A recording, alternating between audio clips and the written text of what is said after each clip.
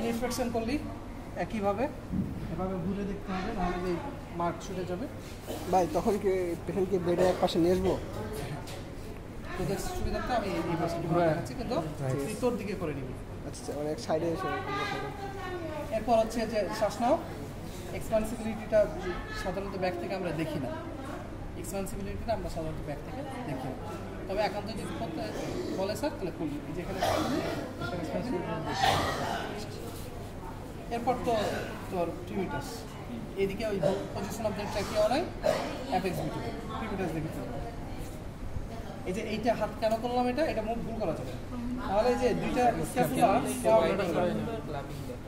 এভাবে এই যে এখান থেকে 3-3 বলো তো বাবু, 3-3 3-3 3-3 3-3 3-3 3-3 3-3 3-3 3-3 3-3 3-3। তাহলে কোথায় কথা বললাম? একটা করলাম মোটামুটি 8টা স্পেস করলাম, তাই তো? 8টা না, 6টা। এখানে এখানে এখানে কমপক্ষে 2টা করবো। এই রিজনটা কি বলে? প্যারাস্ক্যাপুলার রিজন। এই রিজন এখানে 2টা করবো, এখানে করলি আর এখানে করবি। এরপর চলে যাবি ল্যাটারালি, ইনফ্রাস্ক্যাপুলার রিজন বরাবর 2টা করবি। 2, 2, 4, 5, 6 মোটামুটি 6টা 7টা করলেই হবে, ঠিক আছে? মিড এক্সিলারি কি করা লাগে? মিড এক্সিলারি কেন আছে না?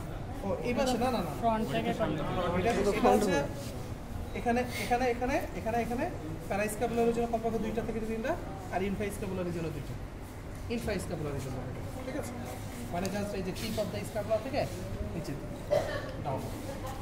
ভোগাল ফিটবিটা সেভাবে, পারকাসন ওই একইভাবে। পারকাসনের ক্ষেত্রে এখানে একটু ডিফারেন্স আছে।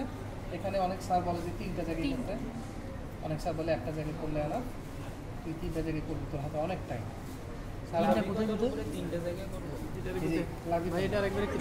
এটার নাম ট্রাপিজিয়াস মাসেলের যে ফোল্ড, এই ফোল্ডের মধ্যে 3টা করবি, অথবা একটা করলে অপরাধ না।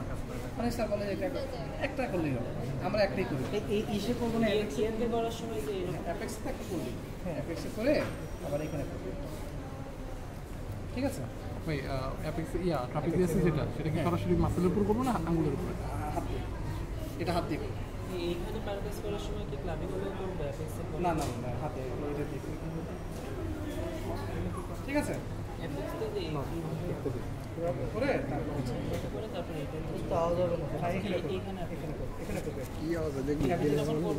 ব্যাগ থেকে করার সময় কি ব্যাগগুলো ফসাতে করা লাগে? এটা হচ্ছে যে তোমার এক একজন এক এক রকম বলে। অনেকে বলে যে এটার দরকার নাই, যেহেতু সামন থেকে তুমি করো। অনেকে বলে না করো, পিছন থেকেও করো। ভাই যখন করবো তখন কি রানিং কমেন্ট্রি দেবো নাকি শুধু করে যাবো? স্যার যদি বলে যে তুমি বলতে থাকো রানিং কমেন্ট্রি, তুমি বলতে থাকবে। কি বলবি? তোর লেভেলে তুই কি আর বলবি? বলবি যে sir now I am percussing the chest from the back. Yes, এতটুকু বলবি। তুই আর বলবি তুই কি এসপিসি ফাইন্ডিং ধরেই ফেলতে পারোস, তাহলে তো তুই হয়ে গেছিস ডাক্তার, মানে একদম এফসিএস পাস করছিস। তুই অতটুকু বল, মানে স্যার তোকে রানিং কমেন্ট্রি বলতে পারছিস, রানিং কমেন্ট্রি। আমি এখন বেস সাউন্ড দেখতেছি, বেস সাউন্ড আমি ভেসিকুলার পাই না। আমি এখন ফিমিটেশন কোনো অ্যাডেড সাউন্ড নাই, বা আমি এখন ভোকাল ফিমিটেস দেখতেছি, vocal fremitus seems to be normal on both side.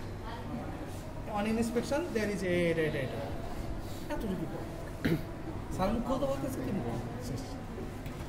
ঠিক আছে? তুই খালি কনফিডেন্টলি কাজ করে যাবি, মেডিসিনে পাস করা ইজি। মেডিসিনে স্যাররা বসেই পরীক্ষাতে পাস করে না, এটা কিন্তু চালা হয় না। আমি যেদিন পরীক্ষা দিই বিল্লাল স্যার, হ্যাঁ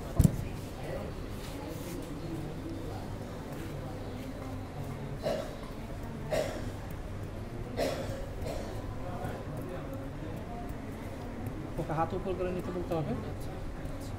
এমনিতে তো কষ্ট পাচ্ছে, ওই জন্য আমি আর প্যারা দিচ্ছি না। তারপর হচ্ছে যে তোর অস্কালটেশন, শ্বাস নয়, শ্বাস, এটার উপর দিতে হবে। শ্বাস শ্বাস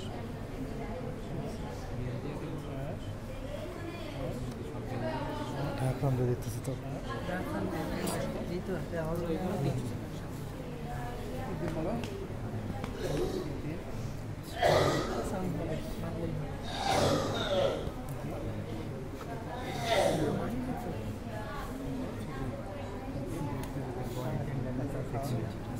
এই বনেটের আচ্ছা আমি তো দ্রুত করলাম যখন শ্বাস নিতে বলবো করে দেয় 3 বার এসব যখন আমি তো দ্রুত করলাম শ্বাস যখন নিতে বলবো শ্বাস নাও তখন এতটুকু টাইম অ্যাটলিস্ট একটা স্পেসে দিবি যতক্ষণ সে একটা ইন্সপিরেশন নিয়ে এক্সপিরেশন করবে শ্বাস নাও করা যাবে আমি একটু দ্রুত করলাম কিন্তু খেয়াল রাখতে হবে একটা ইন্সপিরেশন এবং এক্সপিরেশন যাতে একটা স্পেসে হওয়ার পরে তুই স্তুত হয় একটা ইন্সপিরেশন এবং এক্সপিরেশন না শুনে স্তুত হবে না ঠিক আছে অর্ডার টাইম এখানে তোর টাইমের সমস্যা 5 5 মিনিট মিনিট করে টাইম 5 মিনিট এতদিন করতে পারলে 5 মিনিটে এক্সিকিউশন করতে পারলে তুই পাস মানে আর কিছুই লাগে না আচ্ছা আর কিছু রেসপিরেটরি সিস্টেম